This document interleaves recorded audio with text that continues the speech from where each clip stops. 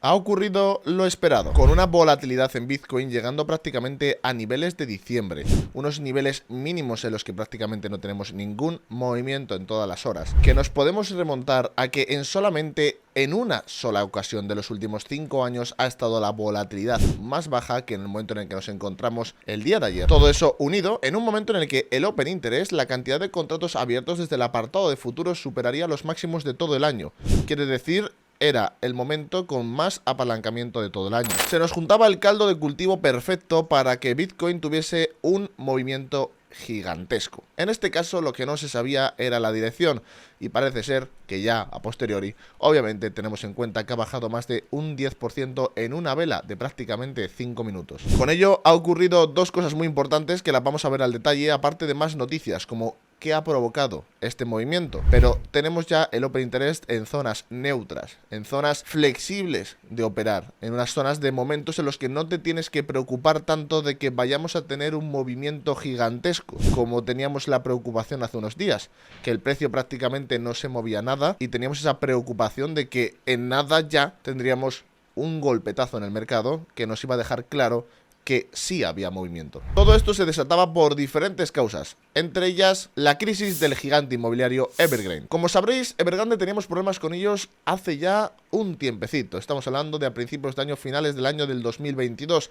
el cual empezaba y provocaba las primeras caídas en el SP500, las que empezaban a hacer que el gráfico bajase. Hablamos obviamente de estos primeros movimientos que teníamos dentro del mercado del SP500 hace ya bastante tiempo, en mediados de 2022, perdonadme que me haya equivocado, porque Evergrande era un gigantesco chino que podría entrar en bancarrota, y el problema no es que entre en bancarrota un inmobiliario chino y por qué va a afectar a Estados Unidos. El problema es que hay muchas instituciones bancarias, instituciones que no son bancarias, que tienen gran deuda comprada a China, y si en algún momento caen sus principales empresas, esa deuda no se les será remitida de vuelta. Entre ellos, uno de esos gigantes es Evergrande. Para que nos hagamos una idea, aquí tenemos simplemente una principal noticia de hace 2 años, señores, en el cual obviamente se sabía que Tether UST tenía una gran conexión con Evergrande, con China, y ahí es donde todo empieza a tener sentido. Que el mercado de las criptomonedas haya caído con esta noticia. Con este afiliamiento, obviamente, no es nada bueno para el mercado que parte de las reservas de Tether se hayan visto una problemática muy grande en estos momentos, únicamente debido a que si entra en bancarrota no va a poder pagar a sus deudores. Por ahora, todo esto es darle muchas vueltas a la tortilla, que acabaría de haber pasado justo ahora, porque también recordamos de que ha habido rumores de que SpaceX y Tesla habrían vendido sus bitcoins. En estos momentos son rumores porque no hay nada que nos justifique que eso es verdad, pero sí que es verdad que tenemos movimientos y las principales ventas que hemos tenido han sido por parte de Estados Unidos. Información de CryptoQuant que vemos cómo ha sido el principal gap desde Coinbase Pro. Para quien no sepa, Coinbase Pro es esa empresa, ese exchange que usan las instituciones. Desde esta empresa es desde donde compró Tesla, desde donde compró cualquier gran institución como MicroStrategy y desde la que vende el gobierno de Estados Unidos, y si quisiesen vender MicroStrategy, Tesla o cualquier gran empresa, usarían en este caso Coinbase Pro. ¿Y qué es lo que veíamos en estos últimos días, señores? Que durante los últimos 2-3 días del movimiento, ¿veis cómo tenemos un gap tan bajista? Tenemos un premium muy bajista, quiere decir, en Coinbase están vendiendo mucho más que todos los exchanges juntos del resto, y por eso se crea esa gran diferencia, en este caso diferencia de diferentes dólares hacia abajo, y mirar cómo justo en los diferentes movimientos, sobre todo también en la caída que teníamos, el gap que se veía era bastante grande, lo que nos quiere empezar a indicar, señores, de que principales ventas que se han llegado a ver son institucionales. Entre ellas podemos barajar dos principales hipótesis. Los rumores de SpaceX y Tesla son reales, de verdad han vendido.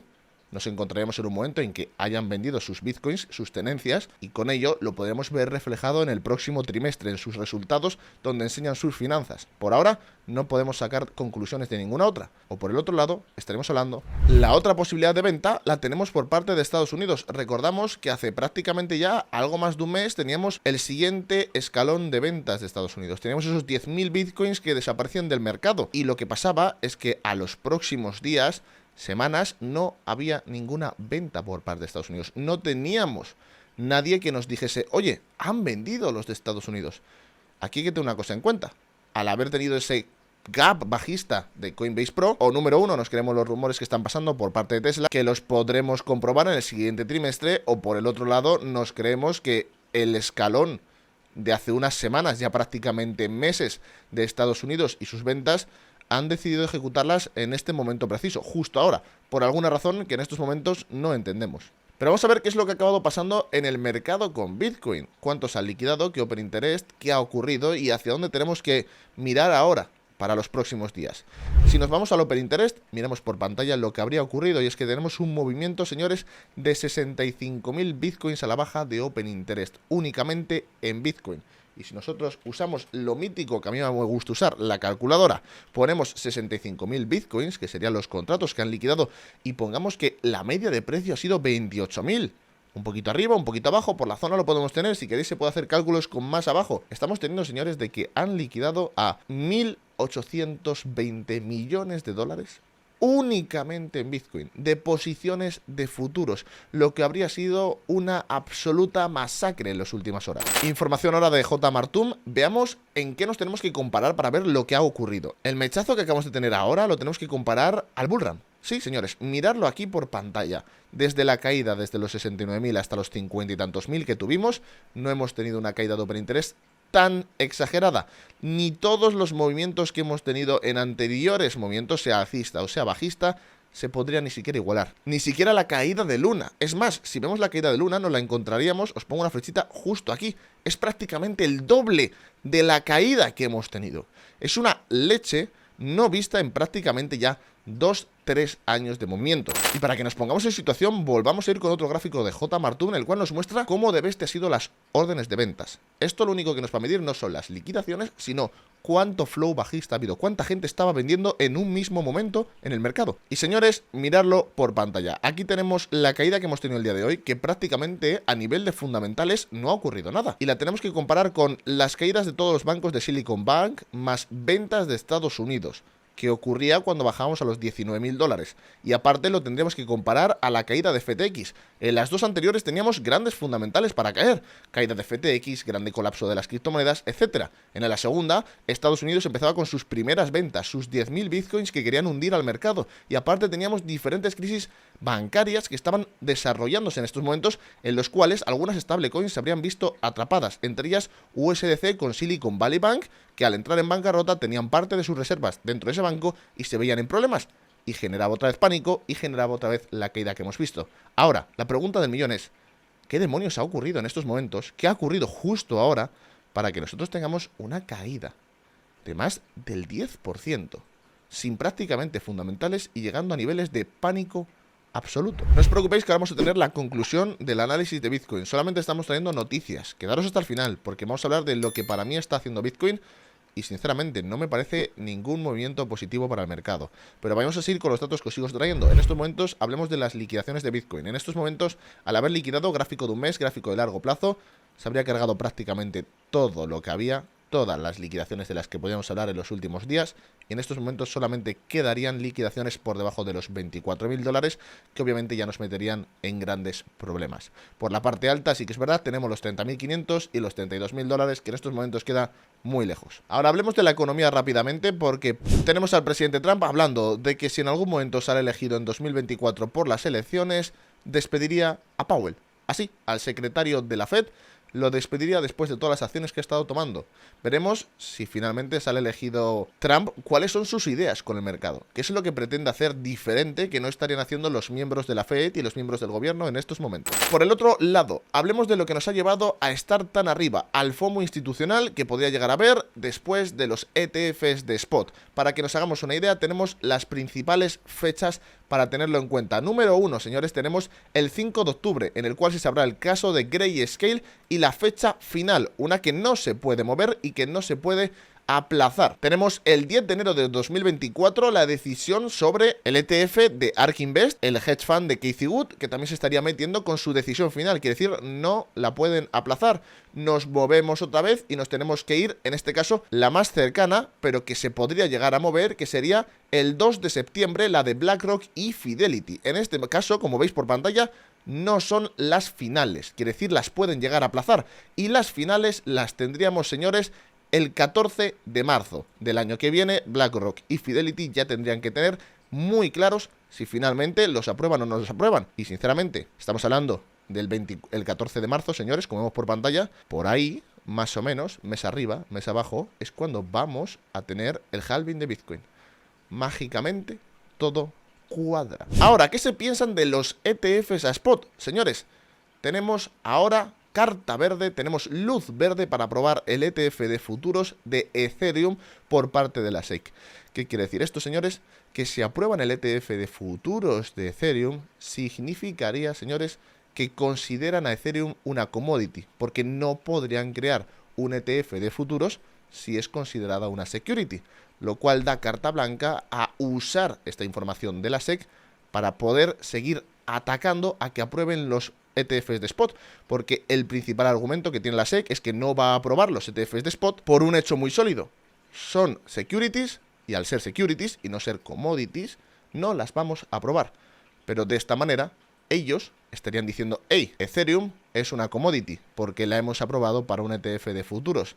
Y con ello ya una cosa tergiversa a la otra y podríamos tener algún juicio por el cual prácticamente nos está diciendo que los ETFs de spot van a ser aprobados en las fechas finales que hemos visto por pantalla hace unos instantes. Hablemos de Bitcoin ya gráfico diario. Ahora sí que sí nos metemos en un análisis técnico. Nos encontrábamos estos últimos días en los máximos del rango y nos hemos desplomado. Avisábamos el día de ayer de que la manera de ser alcistas es que aguantase en la zona de los 28.000 dólares. No ha hecho absolutamente ni caso. Es más, en un velazo de una hora nos ha absolutamente lanzado por debajo de los mínimos. En este caso, señores, hablábamos de una cosa. Tenemos que pensar en una acumulación, tenemos que pensar en movimientos cada vez más altos si en alguna razón no rompe los mínimos. En este caso yo no voy a considerar que haya roto los mínimos porque dependiendo del gráfico en el que tú te metas, ha roto los mínimos mucho, ha roto los mínimos poco, ha roto casi no los mínimos por el simple hecho de las liquidaciones tan masivas que ha llegado a haber. A mí me gustaría ver una vela sólida que nos indique que de verdad se ha roto la zona de mínimos. Y en ese momento ya podemos empezar a pensar que la acumulación en diario se ha ido absolutamente al garete. Con esto quiero recordar una cosa. Al ya no estar tan en tendencia alcista, miremos lo que ha estado ocurriendo con los anteriores movimientos, señores. Y es que, si os fijáis, cada movimiento que tenemos al alza, ¿vale? Cada movimiento que tenemos acaba llegando a peor puerto, salvo el último que teníamos. ¿A qué estamos diciendo con esto? Los impulsos cada vez son más flojos. ¿Cómo lo vemos esto? Porque cada vez que tenemos un impulso llegamos menos lejos, a menos máximos. El primer movimiento, para que nos hagamos una idea, nos lanzaba un 64% hacia arriba. El segundo movimiento nos lanzaba ya un 50-60% que todavía seguía estando muy bien y nos presentaba una oportunidad de seguir una tendencia alcista. El último movimiento ya, señores, solamente nos elevaba un 30% y aquí está la gracia. Las zonas de máximos estaban prácticamente en la misma zona. No habría conseguido llegar a niveles más altos. En estos momentos lo que estaremos teniendo es cualquier patrón de reversión que queráis llegar a ver en el cual no se consiguen hacer máximos mucho más altos y nos quedamos flojos. Estamos perdiendo potencia en Bitcoin. ¿Y a qué lo asemejo yo esto? Pues señores, si en algún momento me tenéis que decir de asemejarlo, aunque no se parece mucho, pero para mí tendría el mismo ejemplo, sería cuando estábamos en los 65.000 dólares de Bitcoin en un gráfico diario ya hace unos cuantos años. ¿Por qué? Porque venía petiendo petardazo tras petardazo y de repente teníamos tres diferentes máximos en los cuales se va viendo que el precio va perdiendo cada vez más fuerza. Y en el momento que ya tenemos el último máximo que es descendiente, apaga y vámonos. Con esto desde luego habrá que ver muy de cerca lo que hace Bitcoin en largo plazo, en un gráfico diario, pero el haber roto la zona de mínimos, encontrarnos en la parte baja y prácticamente no haber roto la zona de máximos, nos está diciendo una cosa muy simple. Hay debilidad, no hay suficiente fuerza para llevar el precio hacia arriba de Bitcoin, lo cual implica que estamos en un momento de caída o rango, lo cual nos implica en el que o nos quedamos quietecitos donde estamos o seguimos teniendo retrocesos a la baja. Y con esto quiero recordaros lo que ha pasado en anteriores movimientos cuando nosotros nos encontramos a las puertas de un halving, y es que no hemos tenido prácticamente nunca grandes movimientos alcistas antes de un halving, sino que nos hemos quedado más bien haciendo lateralizaciones un poquito hacia arriba, un poquito hacia abajo dentro del movimiento. Miremos ahora mismo cómo nos estamos encontrando, y es que en un gráfico semanal, más o menos, si nosotros queremos verlo así, nos estaríamos moviendo entre los 25.000 y los 31.000 dólares. Si nosotros nos vamos a un halving anterior, podemos ver como entre máximos y mínimos nos encontraríamos entre los 11.600 y la zona de los 7.000 dólares. Arriba abajo A veces teníamos algún mechazo hacia arriba, a veces teníamos algún mechazo hacia abajo, pero se quedaba lateral esperando la confirmación de que ya llegase el halving. Si nos vamos a la anterior, incluso también tenemos nuestras zonas diferentemente laterales, en las cuales obviamente en este halving sí que fue todo mucho más vámonos to the moon, pero seguimos con el mismo contexto que todos los anteriores. Tenemos que estar laterales esperando al halving y de vez en cuando nos van a meter algún cisne negro. En estos momentos, ¿qué es lo que tenemos? Lateralizaciones, esperando al halving y cuidado con que no tengamos algún cisne negro. Como conclusión de todo el vídeo, señores, quiero que os quede una cosa muy clara. Hemos tenido flows bajistas, flows de ventas por parte de Estados Unidos, lo que quiere decir que alguien en Estados Unidos ha vendido. Y ha vendido y ha provocado esta caída. Si me tuvierais que decir a mí quién ha sido, me jugaría que han sido los bitcoins de Estados Unidos. Esos 10.000 bitcoins que hace unas semanas no habrían vendido. La última vez que lo hacían provocaban la caída desde los 23.000 a los 19.000 dólares. Una caída de más del 10%. En estos momentos, si hubiese sido exactamente igual, hubiese ocurrido exactamente lo mismo. Una caída de un 10, 12, 13%. Y tendría todo el sentido del mundo por los datos que estamos viendo en estos momentos. Porque si me decís que Tesla ha vendido, la verdad es que ahora mismo me sorprendería y bastante para mal. Esto hay que tener una cosa muy en cuenta y es, si las noticias negativas que estamos viviendo no afectan al precio mucho más, como pueden ser la de Evergrande o que China no se caiga a pedazos en los próximos días, recordamos lo que significa eso. Todas las noticias negativas nos indican suelos y las noticias exageradamente positivas nos indican techos, al igual que ha pasado con los ETFs, al igual que pasó con la crisis del sistema bancario en Estados Unidos, que nos indicaba un suelo en la zona de los 19.000 dólares. Ahora tenemos el siguiente bache de ventas de Estados Unidos y probablemente, señores, si no pasa nada mucho más grave en los próximos días, habremos tocado otra vez otro suelo para seguir dentro del movimiento en el que nos encontramos. Con todo esto espero que os haya gustado y si me ha saltado algo de información que salía relevante el día de ayer, por favor, comentármela por Twitter o Telegram y la traemos mañana. Un abrazo.